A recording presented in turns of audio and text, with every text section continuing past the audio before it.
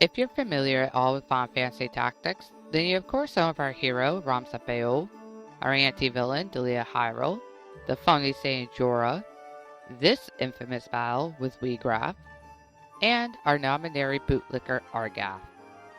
Okay, so now do you remember the name of this person? Well, if you saw the thumbnail, you probably do.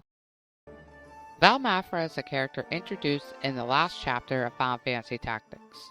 A seemingly innocuous woman, she is the church's eyes on Delita, with orders to assassinate the power-hungry man should he seek to betray them. She appears in all of 4 scenes, has a few lines, and then appears in the ending? A bit odd. And then there is, of course, the theory that Delita cut out Valmafra's tongue so that she couldn't expose his secrets. And she never speaks again after this. Although if she could, she'd advise you to hit like and subscribe, because if you enjoy Tactics as much as I do, you don't want to miss some of these other videos I've made, and future ones exploring the Ivalistian world. But, I mean, come on, that hardly makes sense. Why cut out her tongue? Why not just kill her? What if I told you he did? No, this isn't a she's a figment of his imagination theory. That's lame. Rather, I think I found an explanation that is far more interesting, and that if we ever got a Tactics sequel, it could better connect to the canon of Vagrant Story. When researching Valmafra, I stumbled across an interesting annotation hidden in the game files. Her job class in-game is listed as Witch of the Coven, and the description reads, a witch who has made a pact with the dark, placing its powers in her thrall. What's the dark? It could be nothing more than nefarious magic, yet we never see her use it. So why then am I bringing it up? What does this have to do with Final Fantasy Tactics? Well, after digging deeper into Vagrant Story, an entry into the world of Ivalice that takes place 400 years after Tactics, I think I found an answer. And maybe something more. Further explanation of the magic in Ivalice and how the dark is connected to the Lucavi. Let's briefly go over the story of the Necrohall Le Monde, a desiccated city of death, sorcery, and secrets. 2,000 years ago, before the Riskbreaker Ashley Riot enters Le Monde, a dancing priestess named Mullencamp formed a religion that split from Kiltia, and when the cult was subdued, the power known as the Dark didn't dissipate. Instead, it went dormant. The fall of the priestess takes place 400 years before the events of Tactics. Those who enter Le Monde do so at the risk of eternal damnation. The dead turn to dust, their mournful souls wandering fitfully in search of a corpse, so that they may rise again. Notably, a character named Grissom, who is basically this game's version of Argath, is brutally killed in a failed attempt to avenge his brother. Yet, his wandering soul returns to his own body, and his comrades note that this is a particularly strange occurrence that we never receive an explanation for. Remember this. Some individuals exposed to the dark manifest rather benign powers. The ability to match the rhythm of their souls with others so that they share a mental connection, or to glimpse into a person's heart and understand their fear, their desire, and the hidden truths that lie within there. But when the corrupt walk the broken underbelly of the city, a more fearsome and formidable power takes root. The Mullencamp's cult leader Sydney bears the burden of the blood sin, a tattoo that is the key to controlling Le Monde and the wellspring of the dark therein. Some of those who give themselves to the dark are granted with the power of teleportation, compulsion, the summoning of great beasts, and even mortality. This sounds familiar, doesn't it?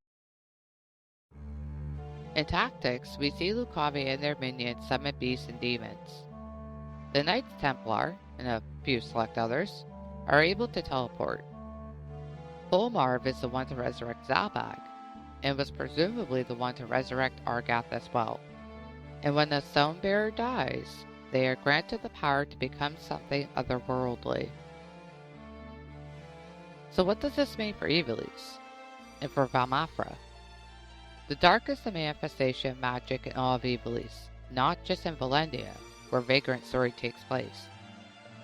It is pulled from another world, where demons and scions reside, where embittered minds and hungry eyes watch and wait. It's my belief that Molenkamp was in fact another identity of Ultima, before she possessed the Jorah and brought ruin to the city Mulande. In fact, you can even see some resonance here. She garnered followers by creating a new religion, just as a Jorah would do 400 years later. Chaldean text was inscribed into every surface of Le Monde, turning the city itself into the Grand Grimoire, and so thus became an outlet, the wellspring for the dark, inviting it into the world and into people's hearts. Saint Iochus and his priesthood defeated the cult. The Le Monde is the city of death. And when the dark became dormant, so too did the priestess Molenkamp. Yet for 2,000 years, the cult persisted, subjecting their hearts to the dark in exchange for knowledge, for power, for immortality. 1,600 years later, the Church of Glabados utilized the dark as well. The dark does not only reside within Le Monde, but rather amasses there. The zodiac zones became conduits to the dark, allowing the Lucavi to manifest within host bodies. In fact, in the original Final Fantasy XII, there is a flash of the blood sin when you summon the Espers. However, it would not only be the Knights Templar that would utilize this power. When Valmafra pulls a knife on Delita, she hesitates. Her orders are clear, yet she has come to respect Delita. The scene cuts away as Delita rushes her, and we hear a woman scream. Yet later, Valmafra is alive. Silent, but alive. So what happened? I believe that Delita did in fact kill Valmafra, yet the source of the church's power was a secret to him. Unlike Grissom, she doesn't become a zombie. If her wandering soul had returned to her body, she'd have lost her humanity. Her body would turn cold and begin to rot. That leaves me with one possibility then. In Vagrant Story, Sidney names Ashley Wright his successor of the Blood Sin Tattoo, for he knew that only a person not corrupted by ambition could safely wield it. Therefore, I believe that Valmafra bore the burden of the Blood Sin Tattoo, and so thus was unable to truly die. And Delita would release her, not only because he pitied this young woman, but because of the truth of her importance. This, too, could explain why we see her accompanying Iran at Alma's funeral.